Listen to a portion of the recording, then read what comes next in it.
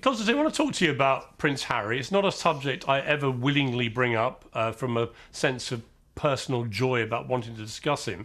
However, he keeps putting himself back in the news, and he's in court again in London today, demanding to have royal protection. Big news, everyone. Two big talkers, Piers Morgan and Constantine Kisin, are about to go head-to-head.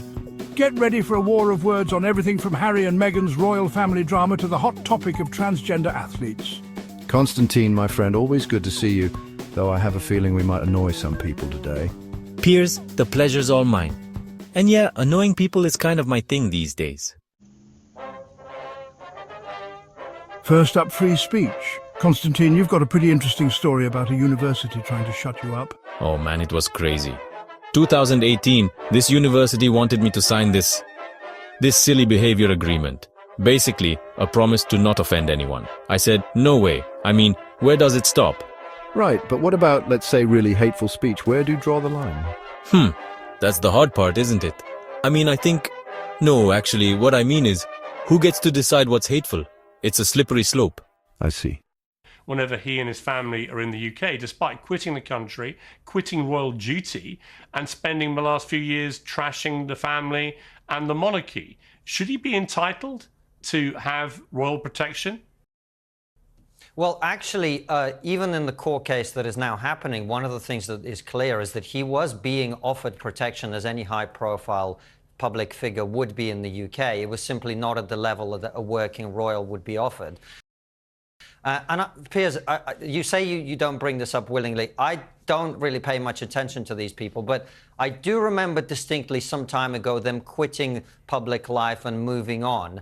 And since then, all we have seen is them complaining about one thing after another. First, there was the fake racism about the baby. Now it's this, and it just never seems to stop. And it seems to me that they quite enjoy their attention. I know that's a cynical interpretation, but it just seems to me that they can't live without their attention, and they're courting it deliberately. Yeah, and Ava, I talked with Neil Ferguson about this secondary issue of the way that they tainted with that Oprah interview the entire country via the prism of our figureheads, the royal family and the monarchy, as a bunch of callous racists. When in fact, this is from a historian like Neil, who knows better than most what a racist, intolerant place looks like. And he, by any normal metric, Britain is one of the most tolerant places in the world. I think that I think you know what you're saying there. You've made a decision that the royal family haven't done anything racist, and there's not going to be any further scrutiny of whether, anyone in the royal family said something to upset Meghan. But look, we were all there for the last couple of years, and the couple of years leading up to their, not a couple of years, but the couple of months leading up to their wedding. We do know how the press treated Meghan Markle, and we do know that there were a lot of allegations made against her that, I'm sorry, they could be called racist. She had a pretty terrible time. Like what? Look, I'm not going to go over old accusations. I mean, there was... Well, name one. All right, name one. OK, so her skin colour was, she was called exotic. That was a pretty racist thing to say, and yeah, that was Rachel Johnson used that Rachel phrase. Johnson, the reason I don't like bringing that if anyone was because upset. Rachel has corrected that in the years that followed that. But there were many, there were accusations levelled at her that were completely unfair. I mean, there was a 2-page spread given to her consumption of avocados. They weren't racist. It was totally ridiculous. Yeah, but they weren't racist. And my point is, if you go back and look at the press coverage on the wedding day, for example, I wrote the Man on Sunday's big piece on it. Everyone was welcoming in this country the idea of a biracial marriage into the royal family. Not there everyone. was not a tinge not of everyone. racism. Not everyone. Yes, actually. No, pretty not much everyone. everybody. That's like there was saying no that racism. all fans of the Premier League aren't racist.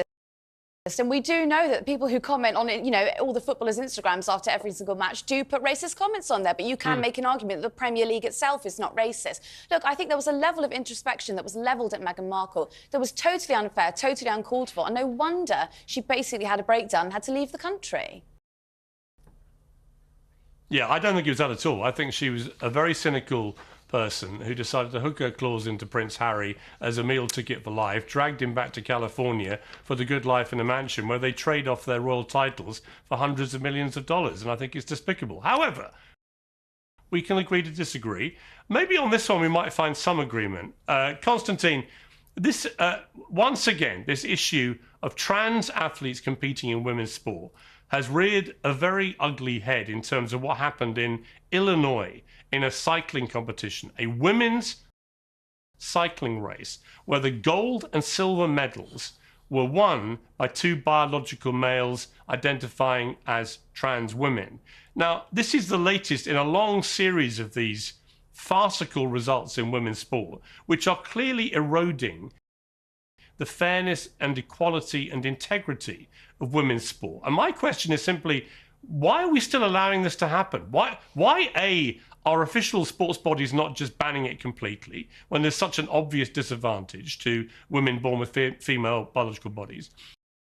But secondly, why aren't more women standing up? Is it because the ones who do get crucified at the altar of trans activism? Well, I hear Ava tutting next to me, so I'm fearful of what I'm about to say. But look, first of all, on the trans women in women's sports thing, we're all looking for the next I don't know what to say. I mean, it is so obvious. We have had Richard Dawkins on trigonometry, Sharon Davis, the former British Olympic swimmer, detailing bit by bit by bit every way in which men have a physical advantage over women when it comes to physical competition.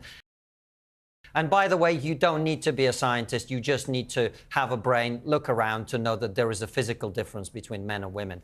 As for why more women don't stand up, look, first of all, I think we should acknowledge there are many, many very courageous women who have spoken out about this. And I just mentioned Sharon Davis, but I could give you a list as long as my arm. But I do actually agree with you. And I'm not... J.K. Rowling. Yes, of course.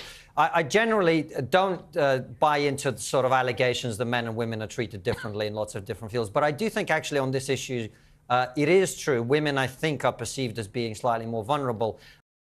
And the very hateful, bigoted trans activists that go after people, especially online, they do seem to target the women more. So I think it's actually on the men and the women in this case, but particularly on the men to stand up and lead in saying this is completely ridiculous and it needs to end.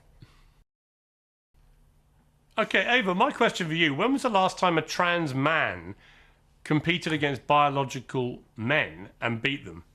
I just don't think that we would have that level of introspection. It's probably that journalists aren't trying to hunt out that story because they don't think it's going to make headline news. Look, no, at the moment... No, Ava, it hasn't happened. That's why no one's written about it. Okay, look, at the moment... No one writes about currently, trans men winning against men because they don't beat them. Piers, at the moment, we are currently, we're currently witnessing the trial of Brianna Gay, who was, a young trans girl who, sadly lost her life. And, we'll have to see what comes out of the court. I can't say too much more on it. But also, a colleague of mine just returned from a young trans boy who'd taken his own life. The way that we are treating trans people in this country is disgusting. There is such a small proportion of them, and I don't understand why we won't leave them alone. Ava? Yeah, but one of the reasons why trans people are getting a hard time is because of this ridiculous defence of the indefensible over the issue of trans athletes in women's sport. It makes an absolute mockery of all trans people. I know trans people who wish this would all just go away, that trans people would stop trying to fight at this ridiculous altar of unfairness and battle for their own fairness and equality. Because I think yes, they are. No, I think what they're fighting for is just to be recognised and just to be left alone. It doesn't need to be this headline, media, speculation, insanity all the time. If perhaps the media showed some care for them every other day of the year, then maybe we could have a sensible conversation about sport. Maybe I could, start talking to you normally about perhaps what is going on, with the cycling. But frankly, I don't really care when I know that trans people are taking their own lives every single day. What about the women who are competing in these sports and who are not getting an opportunity to compete fairly? We've run out of time, guys. Constantine, I've loved having you back. Please come back again soon. Ava, always good to have you. We'll agree to disagree. Thank you very much indeed for watching.